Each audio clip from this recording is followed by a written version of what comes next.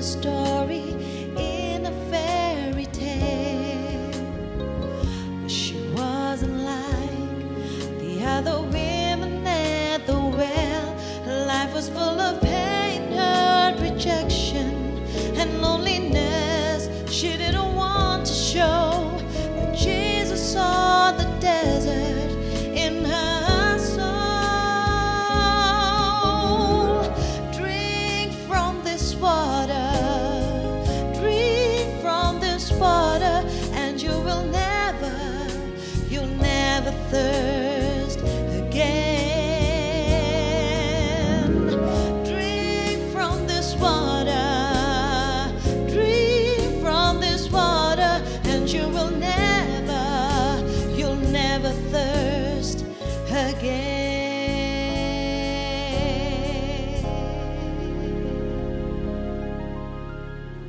Shalom Aleichem Beshem Hamashiach. Salam damai sejahtera bagi kita semuanya di dalam nama Tuhan kita Yesus Kristus. Dan kali ini Bapak Ibu Saudara-saudari, kita bertemu di dalam Old Testament Made Easy. Dan kita akan membahas satu kata yang sangat indah, yaitu kata Isha, yang artinya adalah istri. Atau mungkin bagi beberapa pihak, too many wives. Kita mau lihat hari ini tentang poligami, monogami. Ya, mari kita berdoa terlebih dahulu. Tuhan Yesus, singkapkan kebenaran-Mu bagi kami semuanya, supaya kami memahami firman-Mu. Dalam nama Tuhan Yesus kami berdoa. Haleluya. Amin. Kejadian 16 ayat 1 dan 2. Mari kita lihat sama-sama. Kejadian pasal 16 ayat 1 dan 2. Adapun Sarai istri Abram itu tidak beranak. Ia mempunyai seorang hamba perempuan orang Mesir, Hagar namanya. Berkatalah Sarai kepada Abram, engkau tahu Tuhan tidak memberi aku melahirkan anak. Karena itu baiklah hampirilah hambaku itu, mungkin oleh dialah aku dapat memperoleh seorang anak.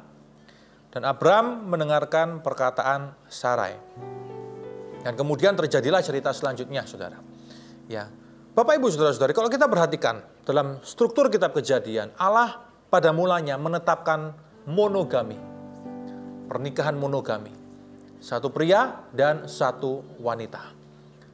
Dari awal Allah telah menetapkan seperti itu. Ya, manusia akan meninggalkan ayah ibunya, bersatu dengan istrinya, sehingga keduanya menjadi satu daging. Kata firman Allah, permulaan dalam kitab Kejadian. Tapi karena kelemahan manusia, setelah manusia jatuh ke dalam dosa, ya, natur dosa itu menguasai manusia, saudara, ya, sehingga karena manusia telah ada di bawah kutuk dosa, natur dosa itu, saudara, maka kemudian muncullah banyak kelemahan-kelemahan manusia. Permasalahan-permasalahan sosial. Ya, ketegaran hati, sehingga kemudian terjadilah poligami. Manusia hanya kemudian menuruti hawa nafsunya, bukan? Terjadilah poligami dan kawin-mengawinkan, saudara. Dan secara tidak wajar. Pria dengan pria, wanita dengan wanita, yang kita kenal sebagai homoseksual and lesbian. Itu sudah terjadi pada zaman Sodom dan Gomora, bukan? Ya, kepada anak-anak Nuh, bahkan saudara, pada keturunan kesekian. Saudara, tahukah saudara bahwa itu terjadi semuanya oleh karena dosa yang telah masuk ke dalam dunia. Tapi pada awalnya Allah menetapkan hanya satu pria dan satu wanita. Pernikahan monogami adalah ide Alkitab. Tapi kenapa semuanya tertulis? Saudara, supaya apa? Supaya kita bisa memahami bahwa dalam pernikahan poligami selalu akan ada banyak tensi, ketegangan.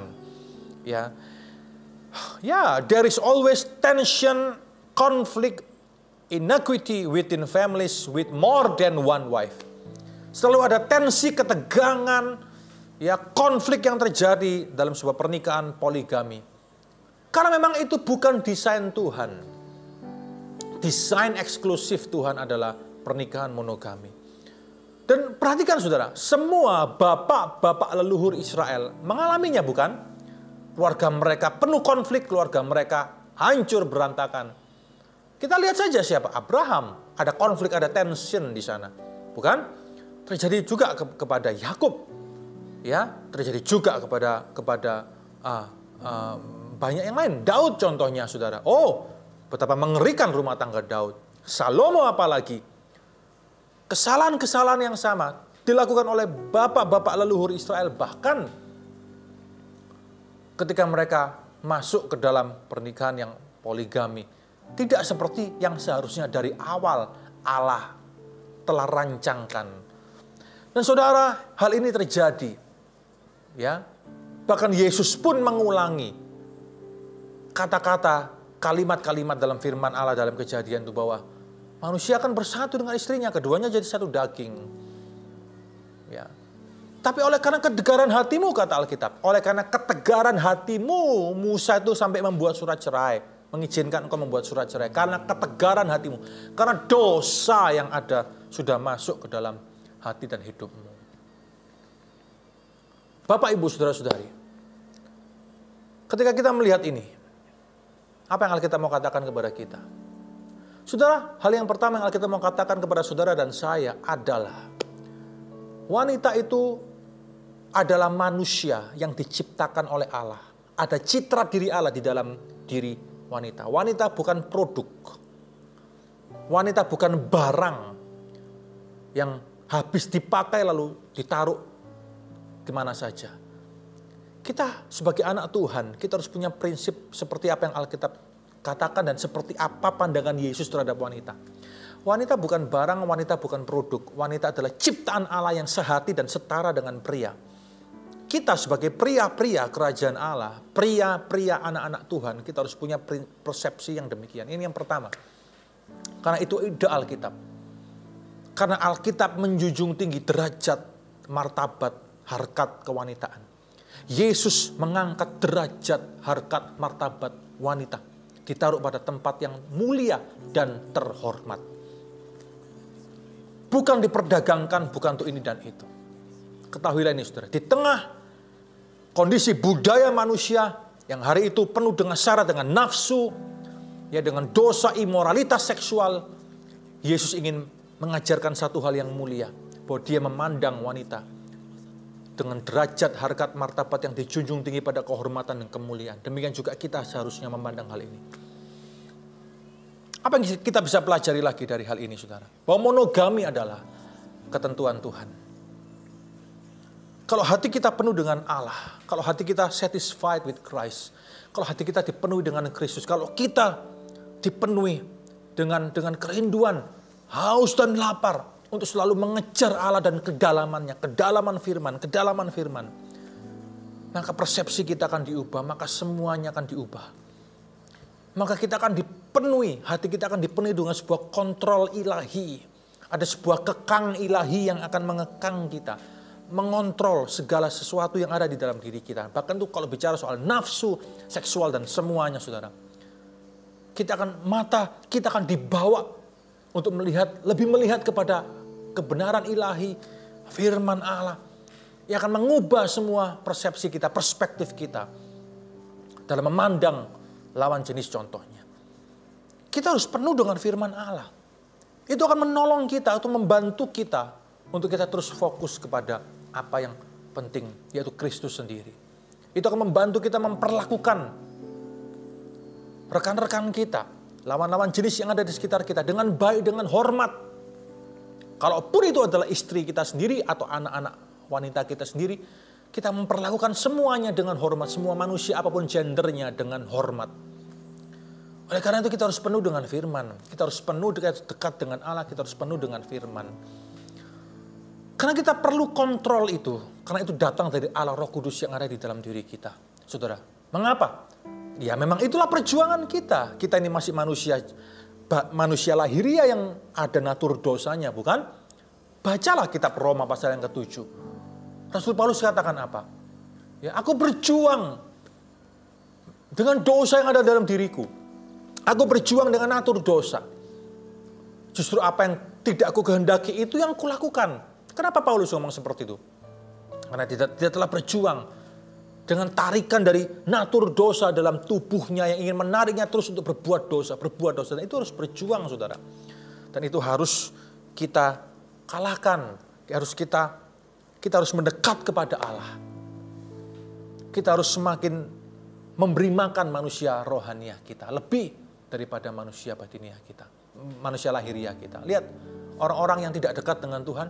Orang-orang yang hanya kasih makan lahiriahnya saja, batiniahnya tidak pernah dikasih makan, tidak pernah punya persekutuan dengan firman Tuhan, tidak pernah baca Alkitab, tidak pernah mendalami firman, ya, tidak punya hubungan intim dengan Allah, tapi yang dikasih makan hanya nafsunya saja, hanya lahiriahnya saja. Lihat saudara, orang-orang semacam itu, kalau mau berbuat dosa, tidak akan pikir 1 juta kali, nggak akan pikir. Semua dilakukan sesuai dengan nalurinya saja. Hanya mengikuti nalurinya saja. Dia telah menurunkan derajatnya, mungkin sudah seperti hewan, bukan, saudara? Oleh karena itu hari ini kita harus betul-betul melihat seperti Allah, melihat, berprinsip, berperilaku seperti Yesus Kristus ajarkan kepada saudara dan saya. Hari ini, mari kita hormati, mari kita hargai wanita-wanita yang ada di sekitar kita. Ibu kita, istri kita, anak-anak kita. Mungkin itu kekasih kita, tunangan kita, rekan-rekan kerja kita. Siapapun saudara yang ada di sekitar kita. Saya ingin berbicara kepada semua pria.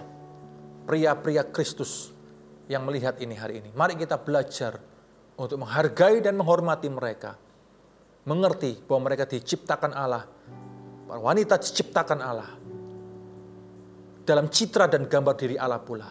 Kita harus menghormati derajat, harkat, dan martabat mereka. Karena mereka diciptakan sehati dan setara dengan kita semuanya. Mari kita jadi pria-pria sejati. Pria-pria kerajaan Allah. Kalau Alkitab, Yesus Kristus mempermuliakan para wanita. Mari kita sebagai pria juga mempermuliakan para wanita yang ada di sekitar kita. Dalam hormat dan takut akan Allah dalam hidup ini. Amin saudara. Mari kita berdoa bersama-sama. Haleluya. Tuhan, hari ini ketika kami melihat contoh-contoh Alkitab ini, kami semakin sadar bahwa Tuhan telah menetapkan pernikahan itu monogami. Hari ini kami mau belajar untuk kami mempermuliakan para wanita yang ada di sekitar kami. Ayah, ibu kami, istri kami mungkin, anak kami, kekasih kami, tunangan kami, rekan-rekan kerja kami, semua yang di sekitar kami semuanya. Kami memperlakukan mereka dengan baik, dengan hormat, mengangkat derajat martabat mereka, harkat mereka, mempermuliakan mereka. Karena wanita diciptakan sehati dan setara dengan pria. Kami mau punya persepsi dan perspektif Kristus, supaya kami betul-betul menjadi anak-anak kerajaan Allah. Terima kasih ya Tuhan. Ini kami tidak sempurna. Tolong kami Tuhan. Tolong kami, Roh Kudus, biarlah Engkau jadi kekang di dalam hati kami. Kira firman itu menjadi kekang di dalam hati kami, dalam hidup kami. Supaya kami belajar untuk menghargai dan menghormati semua wanita yang ada di dunia ini Tuhan. Dalam hormat dan takut akan Allah sendiri. Oh please help us. Tolong kami ya Roh Kudus. Tolong kami untuk hormat kemuliaan nama-Mu. Supaya nama-Mu dipermuliakan dan tidak dipermalukan melalui kami. Terima kasih ya Tuhan. Kami mengucap syukur. Dalam nama Tuhan kami Yesus Kristus kami berdoa. Haleluya. Amin. Tuhan berkati kita semuanya saudara. Amin. From this water, and you'll never thirst again.